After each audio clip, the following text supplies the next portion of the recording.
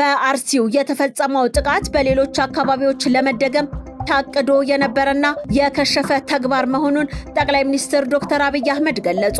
ቲዲኤፍ እና አርሚ 7 ማስጠንቀቂያ ተሰጣቸው። ለጠቅላይ ሚኒስትሩ የቀረበ አነጋጋሪ ጥያቄ፣ የሩሲያ መሪ አዲስ አበባ ለምን መጡ? በመሬት መንቀጥቀጥ አደጋ ከ3000 በላይ ሰዎች ሞቱ። በዚህ ዘመን ቤት መግዛት እንጂ የገዙትን ቤት መረከብ ህልም እየሆነ መጥቷል።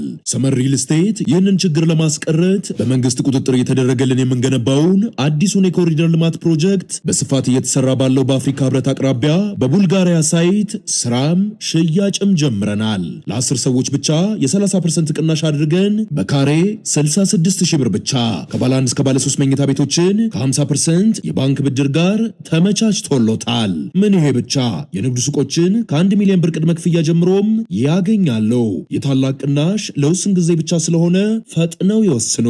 ለበለጠ መረጃ በ0977 01 9814 ላይ ይደውለው።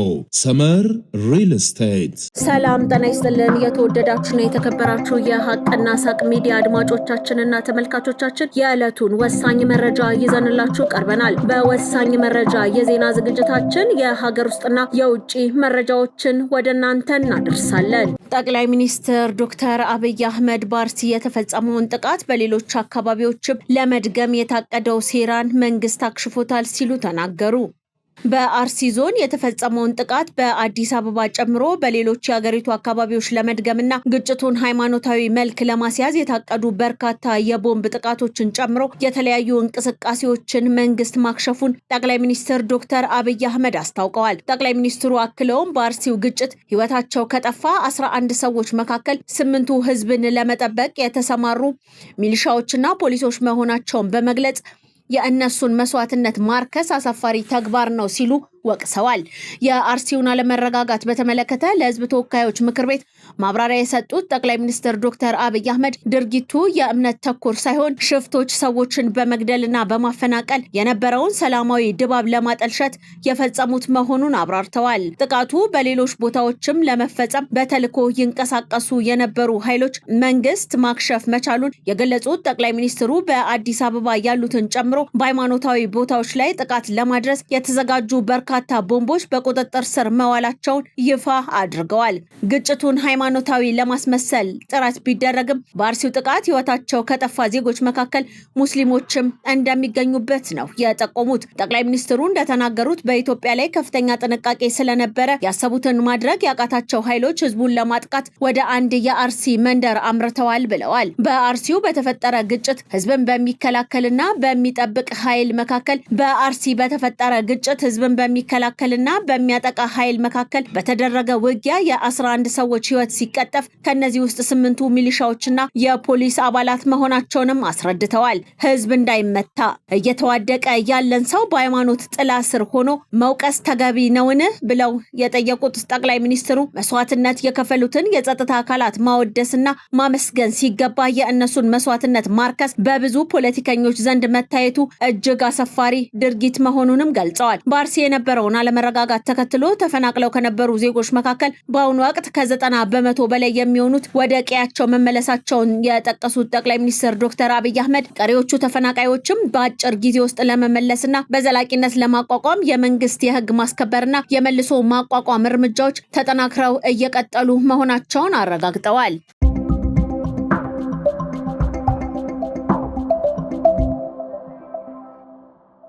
የህወሓት ቲዲኤፍ እና አርሚ 7 በሱዳን ጦርነት ጣልቃ በመግባት ለአሜሪካ ሴኔት በቀረበ ረቂቅ ህግ ስማቸው ሰፈረ። የአሜሪካ ሴኔት በሱዳን ሰላምን ለማስፈን ፒስ ኢን ሱዳን አክት የተሰኘ 16 አንቀጾች ያሉት አዲስ ረቂቅ ህግ አዘጋጀ።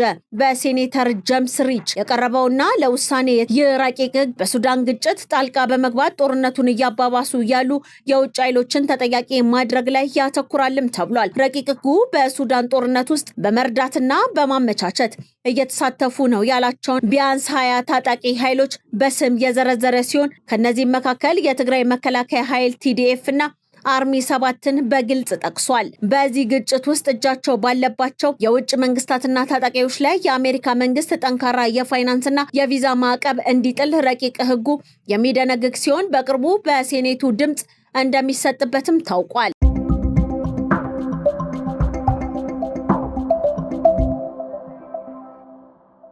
ለጠቅላይ ሚኒስትር ዶክተር አብይ አህመድ ከህዝብ ተወካዮች ምክር ቤት የተነሱ ጥያቄዎች በስድስተኛው የኢፌድሪ የህዝብ ተወካዮች ምክር ቤት በአምስተኛ የሥራ ዘመን 30ኛ መደበኛ ስብሰባ ላይ ከተነሱ ጥያቄዎች መካከል የሚከተሉት ይገኙበታል። አነስተኛ ገቢ ላላቸውና ለመንግስት ሰራተኞች የኑሮ ጫናን ለመቋቋም ምን ታስቧል?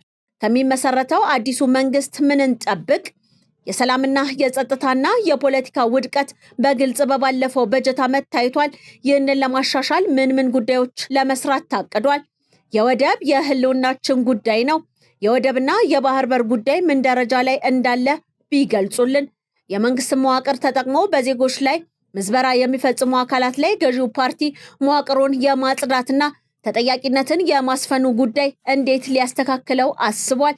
ከጸጥታ አኳያ እየተሻሻሉ ያሉ ጉዳዮች ቢኖሩም አሁንም አንዳንድ ቦታዎች ችግሮች አሉ። በዚህ ጉዳይ ላይ ምን መፍትሄ ለመሰጠት ታስቧል? ከነዳጅ ጋር በተያያዘ መንግስት ለነዳጅ ድጎማ ቢያደርግም የነዳጅ ሽያጭና ስርጭት ከብልሹ አሰራር ሊድን አልቻለም። በዚህ ላይ መንግስት የያዘው መፍትሄ ምንድነው? መንግስት የተደበቀ ዕዳን በተመለከተ ያለውን ሁኔታ ለማሳየት ምን ያህል ግልጽነት ይታይበታል? የሚሉ ናቸው። የመንግስት የትምህርት ጥራትንም በተመለከተ የሰራቸው ስራዎች ምን ያህል ችግር ቀራፊ ነበሩ? ይህንን ድጋሜ ለመከለስ ምን እቅዶች ተይዘዋል? የሚሉትም ይገኙበታል። ከምክር ቤቱ አባላት ለቀረቡ ጥያቄዎች ጠቅላይ ሚኒስትር ዶክተር አብይ አህመድ ምላሽና አስተያየትን ሰጥተዋል።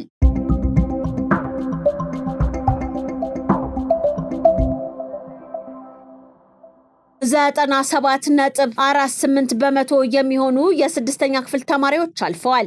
በአዲስ አበባ ከተማ አስተዳደር በ2018 የትምህርት ዘመን 97.48 በመቶ የሚሆኑ የስድስተኛ ክፍል ተማሪዎች 50 በመቶና በላይ በማስመዝገብ ወደ ቀጣይ የክፍል ደረጃ ተዘዋውረዋል። የአዲስ አበባ ከተማ አስተዳደር ትምህርት ቢሮ ኃላፊ ዶክተር ዘላለም ሙላቱ እንደተናገሩት የ2018 ዓመተ ምህረት የትምህርት ዓመት የስድስተኛ ክፍል መልቀቂያ ፈተና ውጤት ይፋ የሆነ ሲሆን ባለፈው ሳምንት በተመሳሳይ የስምንተኛ ክፍል ውጤትም ይፋ መሆኑ ይታወሳል። በከተማ አስተዳደሩ የ2018 ዓመተ ምህረት የስድስተኛ ክፍል መልቀቂያ ፈተና ከወሰዱ 84257 ተማሪዎች መካከል 82137 የሚሆኑ ተማሪዎች 50 በመቶና በላይ በማስመዝገብ ወደ ቀጣይ የትምህርት እርከን መሸጋገራቸው ታውቋል። ውጤቱ እንዲመዘገብ ኃላፊነታቸውን በአግባቡ ለተወጡ መምህራን፣ የትምህርት አመራሮችና ባለሙያዎች እንዲሁም ለወላጆችና ለሌሎች ባለድርሻ አካላት ምስጋና ቀርቧል። ዘንድሮ ለተመዘገበው ውጤት ከተማ አስተዳደሩ ለትምህርት ስራው ልዩ ትኩረትን በመስጠት በመንቀሳቀሱ የትምህርት ቤት ምገባ መርሃ ግብር ተጠናክሮ መቀጠሉ፣ የሂሳብና እንግሊዝኛ ትምህርት ስትራቴጂ ተነድፎ በትኩረት መሰራት መቻሉ፣ የመማሪያና የማስተማሪያ ግብዓቶች መቅረባቸው እንዳገዘውም ተመልክቷል። በከተማ አስተዳደሩ በትምህርት ስርዓቱ የብዝሃ ቋንቋ ተግባራዊ መደረጉን ተከትሎ ዘንድሮ ለመጀመሪያ ጊዜ አማርኛና አፋን ኦሮሞ እንደ ሁለተኛ ቋንቋ የተማሩ ተማሪዎች በትምህርት አይነቶቹ ፈተና መውሰዳቸውን ዶክተር ዘላለም አስታውሰው የስድስተኛ ክፍል ከተማ አቀፍ ፈተና ካስፈተኑ 768 ትምህርት ቤቶች መካከል 543 ያህሉ ተማሪዎቻቸውን ሙሉ በሙሉ ማሳለፋቸውን አስታውቀዋል።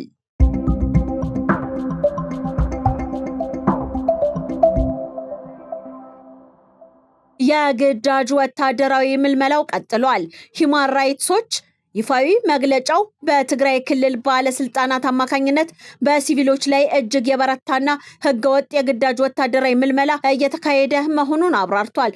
ድርጅቱ በዚህ አስገዳጅ ዘመቻ የ15 ዓመት ታዳጊ ህፃናት ሳይቀሩ ተይዘው ወደ ወታደራዊ ማሰልጠኛ ጣቢያዎች እየተላኩ መሆኑን በመጥቀስ ዓለም አቀፉ ማህበረሰብ ጉዳዩን በትኩረት አይቶ አስቸኳይ እርምጃ እንዲወስድ በድጋሜ ጥሪ አቅርቧል።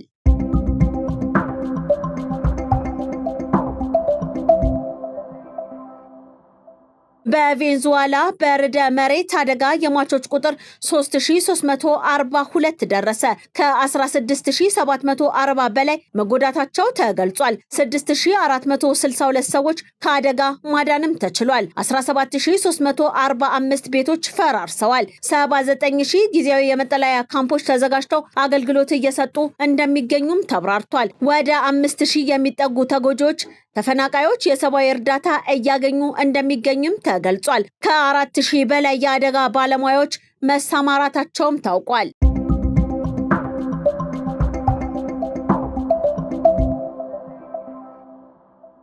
የሩሲያ የውጭ ጉዳይ ሚኒስትር ሰርጌይ ላቭሮቭ በድንገት አዲስ አበባ ተገኝተዋል። በኢትዮጵያ የሩሲያ ኤምባሲ ባወጣው መግለጫ ሚኒስትሩ በአፍሪካ ሀገራት ጉብኝት በማድረግ ላይ ሲሆኑ በዛሬው ዕለት አዲስ አበባ ገብተዋል። ላቭሮቭ የጀመሩትን የአፍሪካ ጉብኝት ኢትዮጵያ የመጀመሪያቸው ሀገርም አድርገዋል።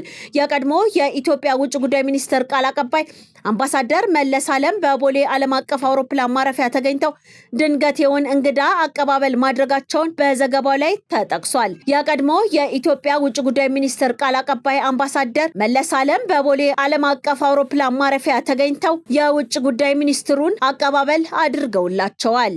በዚህ ዘመን ቤት መግዛት እንጂ የገዙትን ቤት መረከብ ህልም እየሆነ መጥቷል።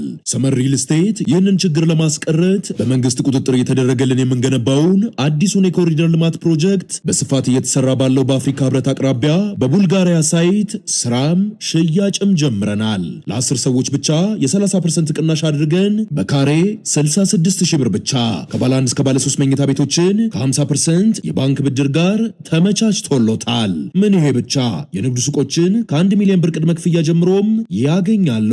የታላቅ ቅናሽ ለውስን ጊዜ ብቻ ስለሆነ ፈጥነው ይወስኑ። ለበለጠ መረጃ በ0977 01 9814 ላይ ይደውለው። ሰመር ሪል ስቴት። የተከበራችሁና የተወደዳችሁ የሀቅና ሳቅ ሚዲያ አድማጮቻችንና ተመልካቾቻችን የዕለቱ ወሳኝ መረጃ የዜና ዝግጅታችን የተከታተላችሁትን ይመስል ነበረ። ቀሪ የሀቅና ሳቅ ሚዲያ ዝግጅቶቻችን እንደቀጠሉ ናቸው። መልካም ጊዜ ይሁንላችሁ።